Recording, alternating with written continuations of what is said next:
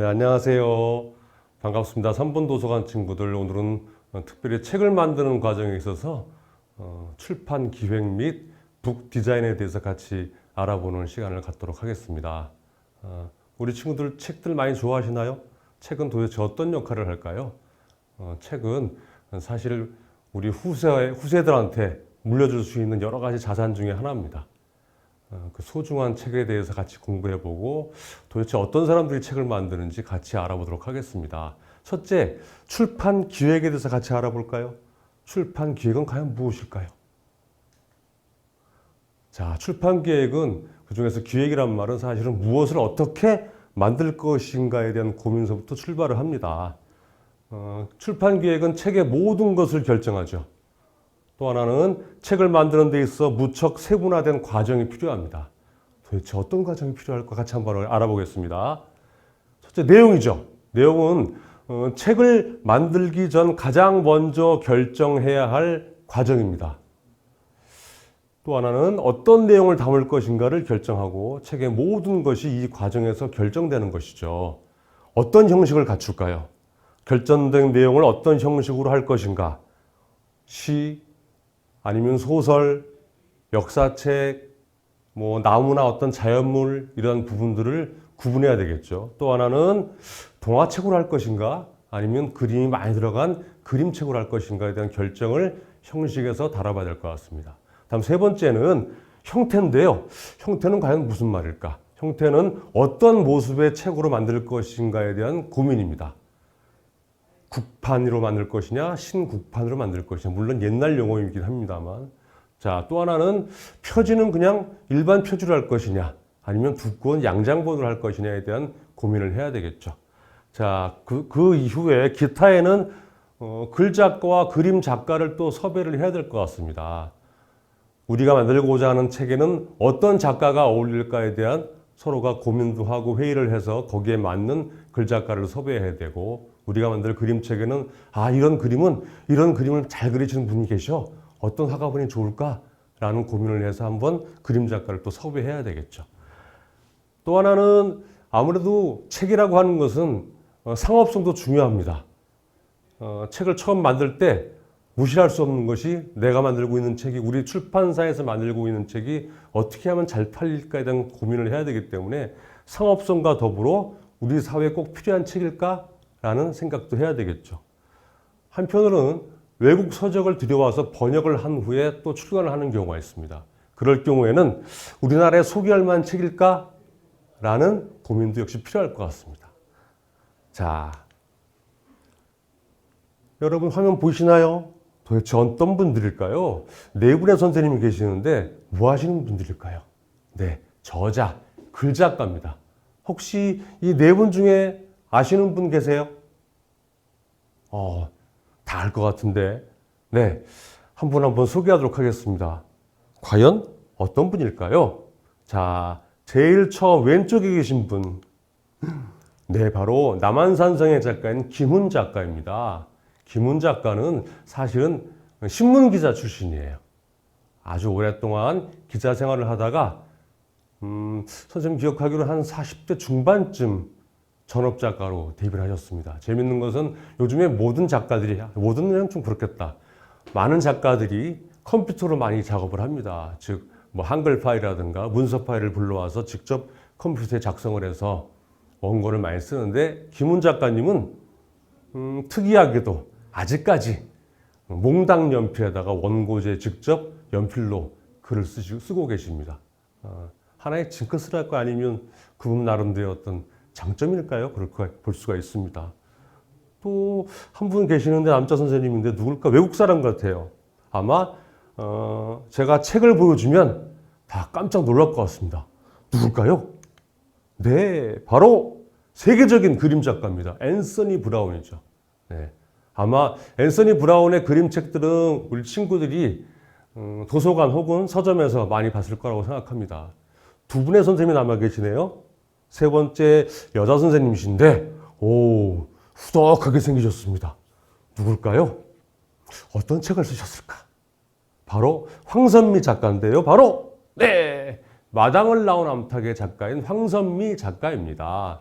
마당을 나온 암탉은 선생님 기억에는 아마 10년 이상 지금까지 사랑을 받고 있고 아주 오랫동안 베스트셀러로 인기를 얻고 있는 유명한 책이죠. 물론 2016년도인가요? 그때쯤에는 아마 애니메이션 영화로도 만들어졌던 그런 기억이 있습니다. 황선미 작가였고요. 가장 오른쪽에 있는 빗자루를 어깨에 이렇게 메고 있는 어떤 분이 계시네요. 누굴까요? 외국 작가 같은데 유명하신 분입니다. 자, 책을 보면 아마 여러분들 모두가 와 그럴 것 같아요. 누굴까요? 네, 해리포터의 작가죠. 조앤 K. 롤링입니다. 네, 저분은 사실 아주 처음서부터 글을 배워서 글 쓰는 것을 배워서 작가가 됐던 분이 아니고요. 처음에는 그냥 평범한 그냥 동네 아줌마였습니다. 그런데 어느 날 사랑하는 아들한테 재밌는 옛날 이야기를 들려주셔서 이야기를 시작했는데 이 친구가 너무너무 재밌어서 밤을 꼴딱 샜대요. 거기에 기인해서 만든 책이 바로 해리포터랍니다. 전 세계적으로 가장 많은 사랑을 받은 책 중에 하나고요.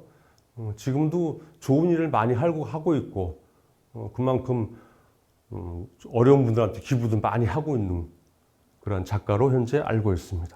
자, 여러분들 같이 선생님이랑 같이 글 작가에 대해서 알아봤습니다. 이렇게 기획 단계에는 책을 어떻게 만들 것인가에 대한 고민을 시작을 해서 거기에 맞는 작가를 섭외하는 과정까지 한번 같이 알아봤고요. 다음엔 네, 혹시 여기 나온 사람들 혹시 아는 사람 있어요? 제가 볼 때는 TV에서 많이 봤던 사람들 같은데요. 네, 연예인입니다. 가수, 영화배우, 탤런트 같은 이분들입니다. 제가 책 이야기하다가 왜 갑자기 이분들을 보여줄까요?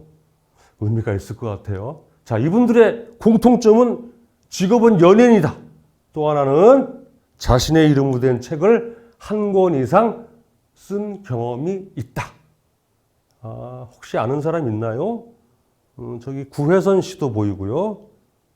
저기 조금은 좀 지났습니다만 누굴까요?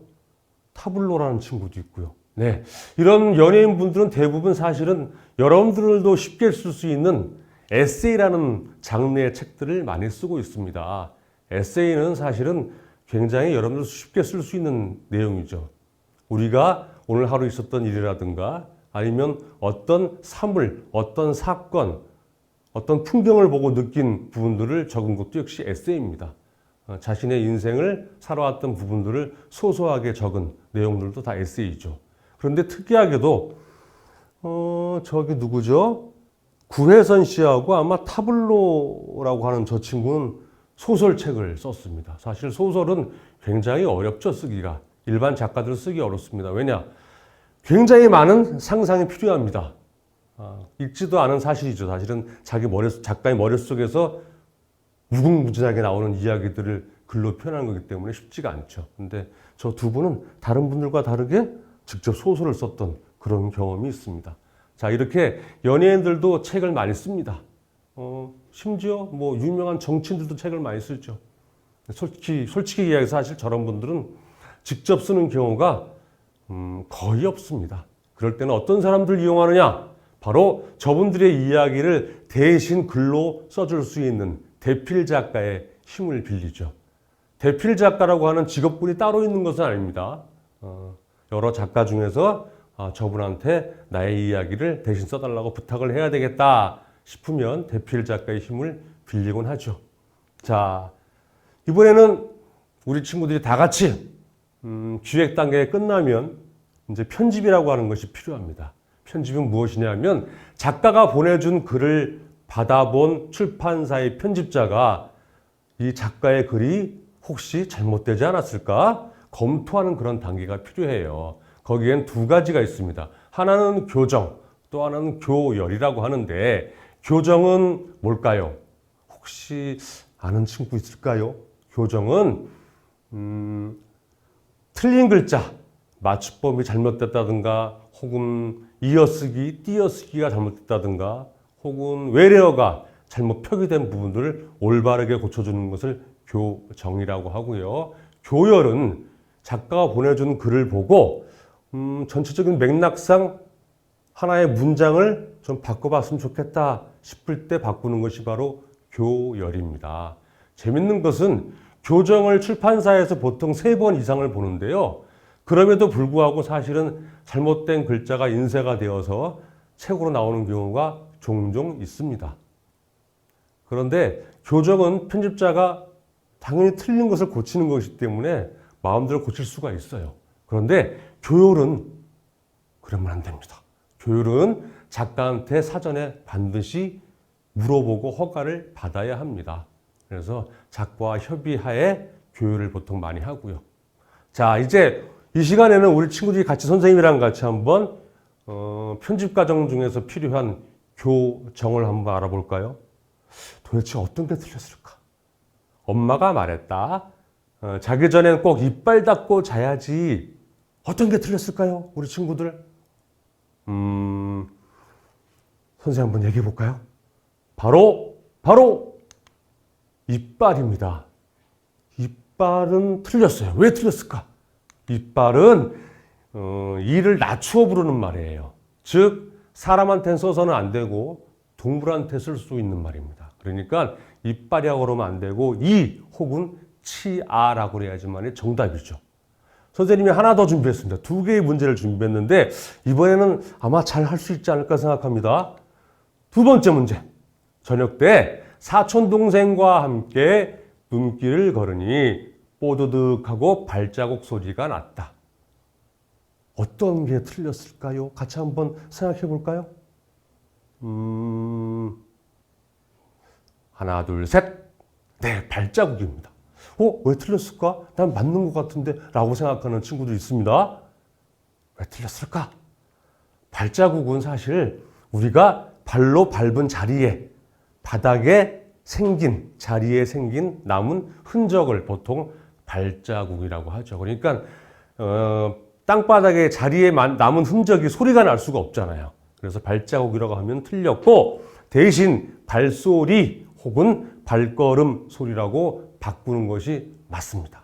자, 이렇게 2문제를 선생님 준비해 봤는데 우리 다 같이 편집자의 입장에서 틀린 글자를 고쳐보는 교정을 한번 체험해 봤습니다. 자, 이번에는 출판 기획에서 굉장히 중요한 역할을 하는 디자이너에 대해서 한번 알아보도록 하겠습니다. 북 디자이너. 말 그대로 북 디자이너는 우리가 만드는 책을 어떻게 예쁘게 꾸밀 것인가 에서부터 출발을 합니다. 과연 이분들은 뭐 하는 사람들일까요? 그럼 어떤 책을 만드는데 어떤 일들을 할까요?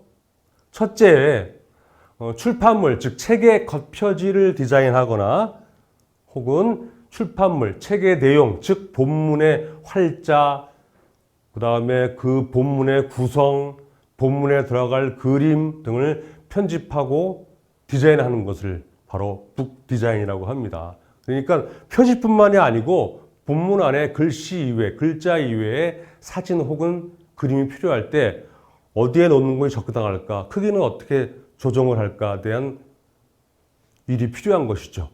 2번째는 사파, 글의 배열. 사파는 그림을 이야기합니다. 글의 배열, 그다음에 글꼴의 크기. 글꼴은 뭔지 아시죠?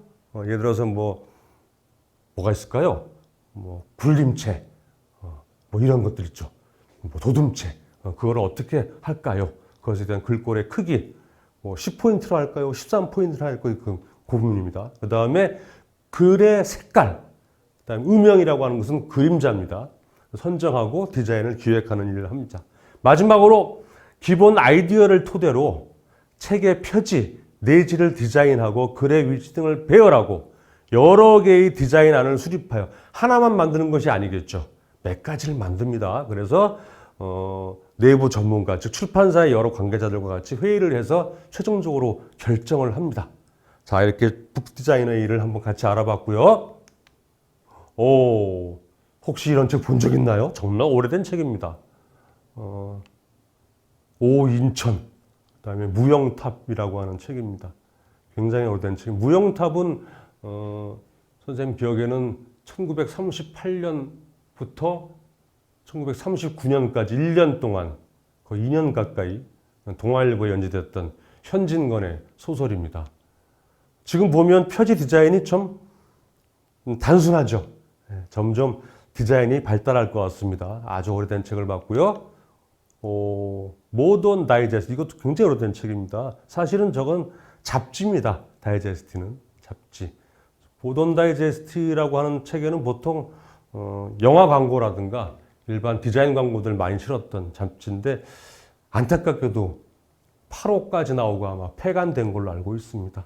네, 요건 1953년도인가요? 그때 만들어진 국어책입니다. 여러분들 현재 학교에서 배우는 국어책과 한번 비교해 보세요. 어떤 디자인의 차이가 있는지. 예스럽죠? 이건 본문의 내용입니다. 아주 옛날 그림과 그리고 글씨체도 보면 아주 옛날 글씨체죠. 자, 조금 됐습니다만 그래도 최근 거를 본다면은 이산이라고 하는 드라마가 있었습니다. 사극 드라마. 근데 사극 드라마가 워낙 인기를 끌다 보니까 그것에 대한 원작을 중심으로 한 책이 나중에 만들어졌죠. 그러다 보니까 책이 나중에 만들어지다 보니까 이산의 주인공이었던 이서진이라고 하는 배우의 얼굴이 표지 그림으로 사용이 되었습니다. 요즘에는 저렇게 책 표지에도 글씨를 위주로 한 책 표지가 또 많이 있습니다. 캘리그라피라고도 하죠.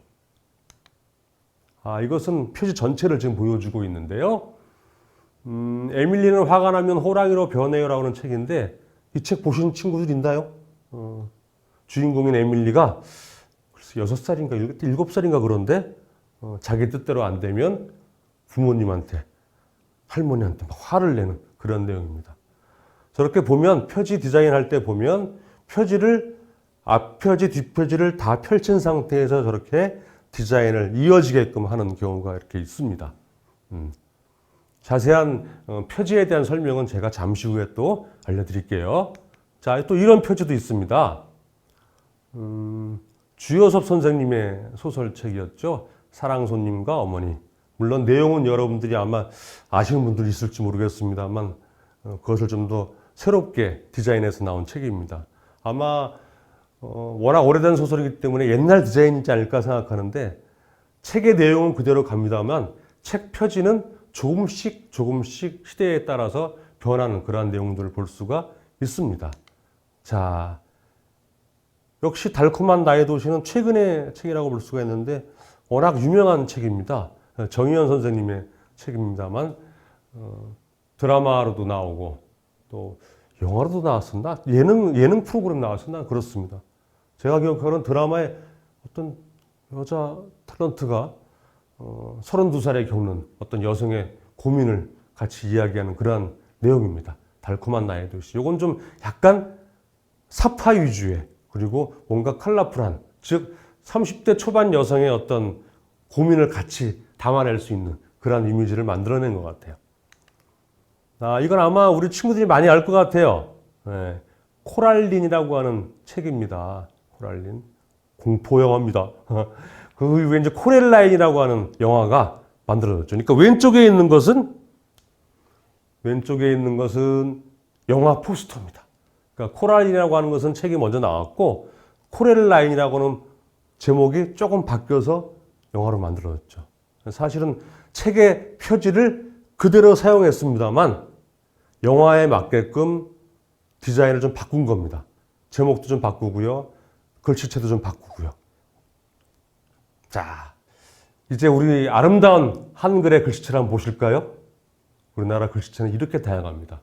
다른 나라 어떤 언어, 어떤 문자에도 찾아볼 수 없는 다양한 글씨체가 있습니다. 이게 전부가 아니죠.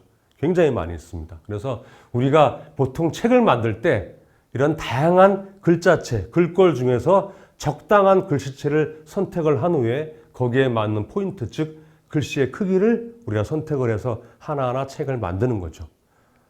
여러분들 한번 이걸 설명을 할 텐데 한번 집에 가서 한번 해보세요. 예를 들어서 위에 있는 글씨는 일반적으로 바탕체, 우리가 한글 그 파일을 열면은 가장 처음 나오는 것이 보통 바탕체죠. 그것도 10포인트입니다. 바탕체 10포인트로 쓴 글입니다. 그것을 한번 여러분들 바꿔보세요. 어떻게 바꾸느냐? 글자 모양이라고 하는 메뉴에 들어가서 바탕체를 휴먼 명조체로 바꾸고 글자 크기 10포인트를 12포인트로 바꾸고 장평 100포인트를 90포인트로 자간, 글씨와 글씨가의 간격입니다. 0포인트를 마이너스 10포인트로 바꿔서 한번 설정을 하면 변경 후에는 정말 새로운 글씨가 만들어집니다. 글씨체가 만들어집니다. 그러면서 이러한 글씨체들은 체기를 만들 때 가장 많이 쓰입니다. 그리고 여러분들 좀 아실지 모르겠습니다만 우리가 일반적으로 글씨를 막 문서 작성했을 때 어떤 글씨의 자간 폭과 책을 보면은 책에 있는 글씨의 자간은 굉장히 좁아요. 그래서 저런 작업들을 많이 하고 책을 보통 만듭니다. 자, 우리 같이 한번 알아보는 표지 디자인에서 알아보는 시간을 한번 가져보도록 하겠습니다. 선생님 오늘 책을 가지고 왔는데요. 먼저 책을 보여주기 전에 시안 3개를 보여주겠습니다. 실제로 만들어진 책입니다. A, B, C, 즉 북 디자이너는 책의 내용을 다 완성이 되면 가장 마지막에 하는 것이 바로 책 표지 디자인입니다. 가장 중요하죠. 왜? 책 표지 디자인을 보고 우리가 서점에 가서 책방에 가서 선택을 하죠. 심지어 도서관에 가서도 디자인을 보고 표지를 보고 선택을 합니다. 그러다 보니까 표지의 중요성을 무시할 수가 없죠. 자, 3가지의 시안을 만들어 놓고 북 디자이너는 출판사 내의 전문가, 사장님 포함해서 내부 마케팅 하시는 분들, 전문가들을 모셔다 놓고 회의를 합니다. 자, A, B, C 중에서 어떤 게 좋을까요? 같이 회의를 합니다. 여러분들은 어떤 게 제일 마음에 드세요? 어떤 게 서점에 책이 전시가 되면 사람들 눈에 확 띄일까요? 도대체 이 책을 만든 출판사는 어떤 걸 선택했을까? 선생님이 오늘 직접 책을 가지고 와봤습니다. 자, 보이세요? 전체적으로 봐서는 C인데 뭔가 좀 다릅니다. 네. C는 이미지는 C를 그대로 인용을 했고요. 제목은 글씨체는 사실 첫 번째 레드 예리코 작전이라고 하는 제목을 선정을 했네요. 그러다 보니까 우리가 꼭 A, B, C를 만들어 놓고 한 가지만 선택하는 것이 아니고 저거 그림은 C가 괜찮은데 글씨체가 마음에 안 들어. 그러면 글씨는 우리 A를 선택하자라고 만들어진 것이 바로 실제로 만들어진 레드 예리코 작전이라고 하는 책입니다. 자, 하나만 더 해보도록 하겠습니다. 네, 이건 실제로도 재밌는 에피소드가 있는 책입니다. 바람을 길들인 풍차소년이라고 하는 책이고요. 전 세계적으로 굉장히 실화를 바탕으로 한 책입니다. 재밌어요. 이 책을 만들 때 에피소드가 선생님 직접 들어서 알고 있습니다. 서해 문집이라고 하는 출판사에서 만들었는데요. 역시 아까와 마찬가지로 3가지의 시안을 만들어 놓고 회의를 했습니다. 여러분들은 어떤 게 가장 마음에 드세요? 여러분들의 생각과 마찬가지로 출판사에서도 역시 이렇게 C를 선택했습니다. A, B 마음에 안 들어 C가 좋아. 그래서 C를 만들었어요. 그런데 재밌는 것은 이 C를 선택할 때, 이 시안을 선택을 할 때 아주 중요하신 분이 하나 빠졌어요. 저기 중국에 출장 갔을 때요. 그분이 돌아와서 깜짝 놀랐습니다. 아니, 왜 C로 만들었어? 왜요? 아니, 이 사람들아, 저 B에 있는 사진이 굉장히 유명한 사진작가들한테 상을 주는, 큰 상을 주는 그러한 큰 상을 받았던 사진이란 말이야. B를 선택했어야 돼. 라고 안타까워했죠. 그러나 이미 서점에는 C가 나왔고, 이렇게 C가 나왔고, 뒤늦지만 좀 아쉬워서 광고를 할 때 사실은 B를 넣었어요. B를 넣고 저희가 이번에 바람을 길들인 풍차소년 새로운 책을 만들었습니다. 독자 여러분 많이 찾아주세요. 라고 홍보를 했는데 이분들이 서점에 가니까 B가 없는 거예요. C만 있고. 그래서 실수를 했던 그런 에피소드가 실제로 있었던 그러한 내용을 담고 있습니다. 이렇게 2가지의 책 시안을 한번 같이 알아봤습니다. 자, 지금부터 우리 친구들이 한번 선생님이랑 같이 아까 이야기했던 디자인 중에서 가장 중요하다고 할 수 있는 표지 디자인에 대해서 같이 공부하고 체험을 해보도록 하겠습니다. 먼저 디자인이 필요한 것이 어디일까? 먼저 선생님이 책 표지를 보여줄게요. 자, 책 표지에는 이렇게 표지만 가지고 와봤어요. 우린 이것을 앞표지라고 합니다. 앞표지. 자, 머릿속으로 한번 생각을 해주세요. 앞표지. 앞표지에는 뭐가 있을까요? 자, 앞표지에는 이 책의 전체적인 내용을 하나의 그림 혹은 사진에 담을 수 있는 이미지가 들어갈 수가 있고요. 책의 제목, 그리고 이 책을 만든 출판사, 그리고 이 책을 지은, 글을 쓴 지은이 작가 선생님의 이름이 들어갑니다. 이걸 잘 기억해 두셔야 돼요. 자, 다음은 뒤에 있으니까 뒷표지입니다. 뒷표지는 아까 제가 읽어드렸던 서프라이즈 99가지 이야기에 있는 뒷표지와 마찬가지로 이 책의 내용을 간단하게 소개할 수 있는 그러한 내용을 담고 있습니다. 보통 뒷표지에는. 어떤 경우에는 이 책을 만들기 전에 이 책을 미리 읽어본 아주 유명하신 분들이 추천사가 들어가 있는 경우도 보통은 있습니다. 보통은 이 책의 내용을 간략하게 소개하는 그러한 내용을 담고 있는 것이 바로 뒷표지고요. 자, 앞표지, 뒷표지면 끝났을까? 아닙니다. 자, 앞표지에는 또 뒷표지에는 이렇게 반씩 접히는 부분이 있어요. 이렇게 접힙니다. 이걸 뭘까요? 날개라고 합니다. 앞날개. 자, 그래서 앞표지에 접히는 부분은 앞날개, 뒷표지에 접히는 부분은 뒷날개라고 하고요. 자, 앞날개에는 어떤 내용이 들어갈까? 바로 이 책을 지은 지은이, 즉 작가 선생님의 소개가 들어갑니다. 그래서 어떤 경우에는 작가 선생님의 사진이 들어가서 간단하게 글을 쓰는 경우가 있고요.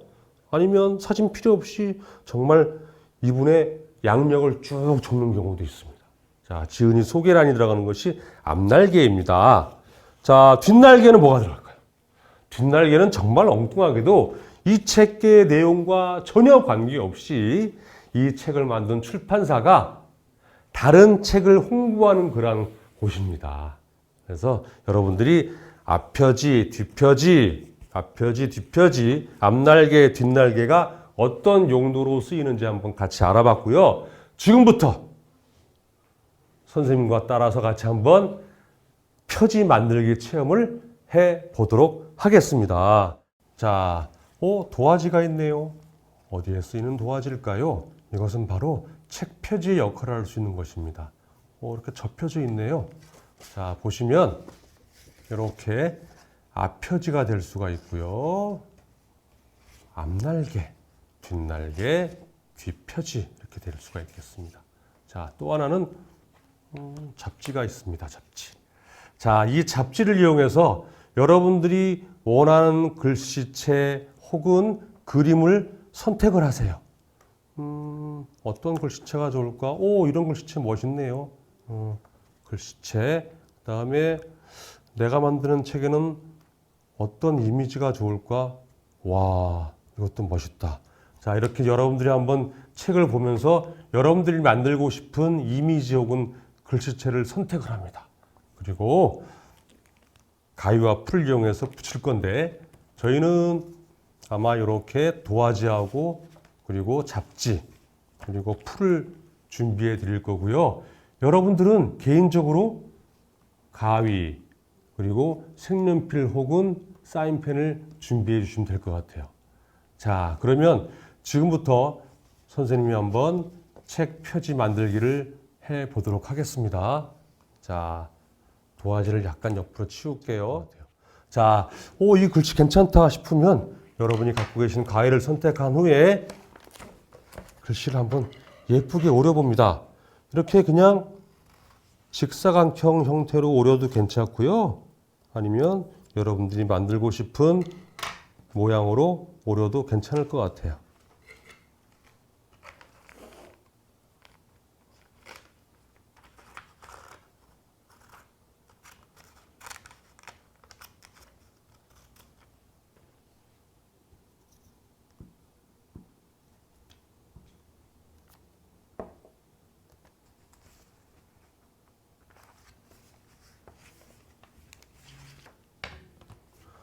자, 글씨만 있으니까 좀 허전한 것 같아요. 그러면 역시 여러분들 앞에 있는 잡지를 이용해서 한번 어울리는 적당한 이미지를 한번 찾아보도록 하겠습니다. 여러분이 괜찮다 싶으면 선택을 해서 올립니다. 네, 괜찮게 된 것 같아요. 자, 그러면 역시 아까와 마찬가지로 뒤에 풀칠을 적당히 한 후에 여기 어때요? 네. 이렇게 앞표지를 한번 만들어 봅니다. 그러면 아까 제가 말씀드렸던 앞표지에 필요한 것은 책의 제목, 그 다음에 거기에 어울리는 이미지, 또 하나 뭘까요? 맞아요. 이 책을 만든 출판사, 그리고 이 책을 지은 지은이 작가 선생님이겠죠? 그러면 책의 제목보다 글씨가 커야 될까요? 작아야 될까요?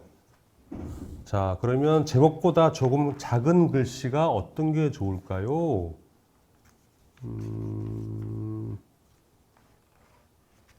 네. 선택했습니다.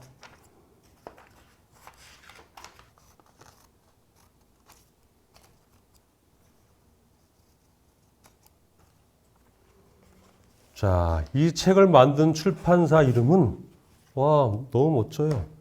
나의 다정한. 나의 다정한 출판사에서 이 책을 만들었대요. 자, 이렇게 출판사 이름을 한번 넣어봤습니다. 이제 작가 선생님 어떤 게 좋을까? 어떤 작가님이 좋을까? 아, 이 책은 사실은 외국에서 들어온 책이래요. 외국 작가님인가 봐요. 네. 이렇게 앞표지를 한번 구성해 봤어요. 자, 이렇게 앞표지에는 책의 제목, 그 다음에 전체 내용을 알 수 있는 이미지, 그 다음에 출판사 이름, 그 다음에 글 작가 이름이 들어갑니다. 자, 이제 뒷표지를 할 텐데, 뒷표지는 아무래도 책의 내용, 본문의 내용이 일부 줄거리가 들어가니까, 글쎄요, 글씨 위주의 페이지를 선택하는 게 좋을 것 같아요. 줄거리를 보통 적는다고 그랬죠? 그러면 아무래도 뒷표지는 글씨가 좀 있는 그런 것들을 선택하는 게 좋을 것 같습니다. 그래서 뒷표지에 해당하는 부분에 이렇게 한번 붙여봅니다. 네. 이제 뒷표지가 되었는데요. 뒷표지에 중요한 부분이 하나 빠졌습니다. 사실은 책을 우리가 만들고 출판사가 만들고 서점에 전시를 하는 데 있어서 중요한 부분입니다. 뭘까요? 바로 여기 있네요. 앞에 바로 바코드입니다. 바코드. 이 책의 가격을 알 수 있는 바코드도 한번 넣어보세요.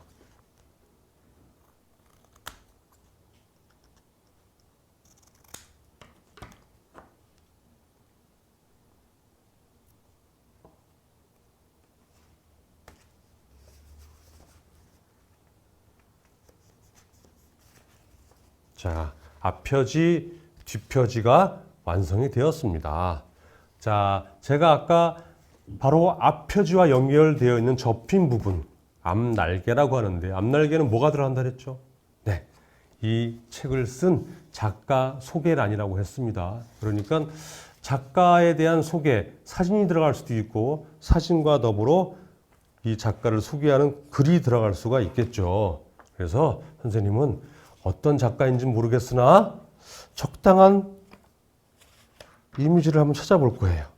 자, 이번엔 금방 찾았습니다. 자, 적당한 크기로 여러분들 가지고 계신 가위로 오려줍니다. 그리고 마찬가지로 풀을 꼼꼼하게 이렇게 칠을 해줍니다. 아주 작가님이 멋진 여성분인가 봐요. 자, 이렇게 한번 붙여봅니다. 아, 이 책을 쓴 작가님이래요. 그리고 이 작가님은 도대체 이 책 이외에 어떤 책들을 썼을까? 그리고 도대체 언제부터 글을 쓰기 시작한 걸까? 상상을 해보면서 이 작가님의 속에 글이 될 만한 것들을 찾아서 역시 오려 붙입니다.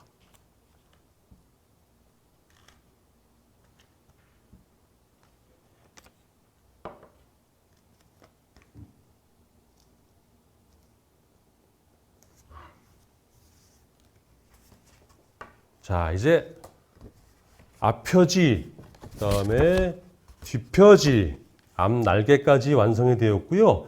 뒷날개에는 아까 말씀드린 것처럼 이 책을 만든 출판사가 이 책 이외에 다른 책을 홍보하는, 알리는 그러한 공간이라고 했습니다. 자, 이 부분은 역시 적당한 이미지 그리고 적당한 텍스트를 찾아서 여러분들이 한번 마음껏 붙여보도록 하겠습니다. 어떤 게 좋을까요? 이거 괜찮겠네요.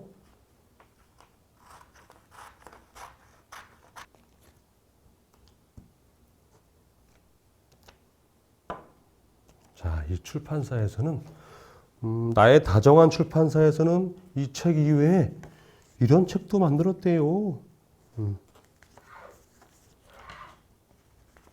자, 이제 구성이 끝났습니다. 다시 한번 보여드릴게요. 자, 앞표지, 그 다음에 앞날개, 뒷표지, 뒷날개까지 완성이 되었고요.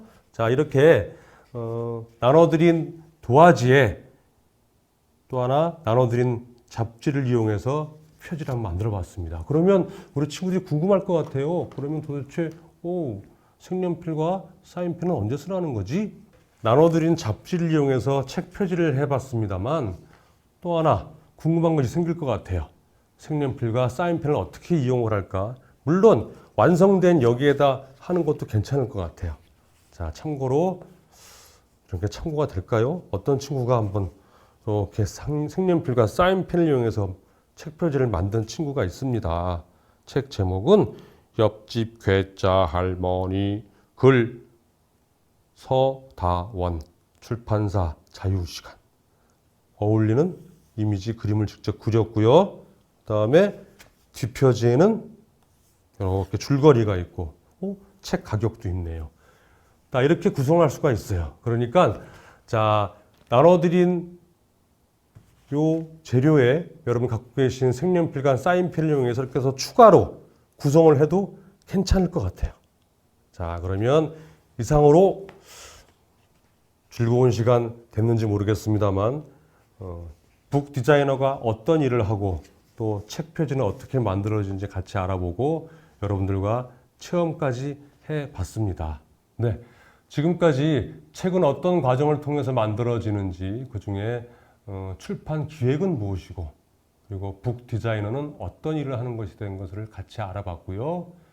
더불어 책을 만드는 데 있어서 가장 중요하다고 할 수 있는 책 표지 디자인 체험까지 해봤습니다.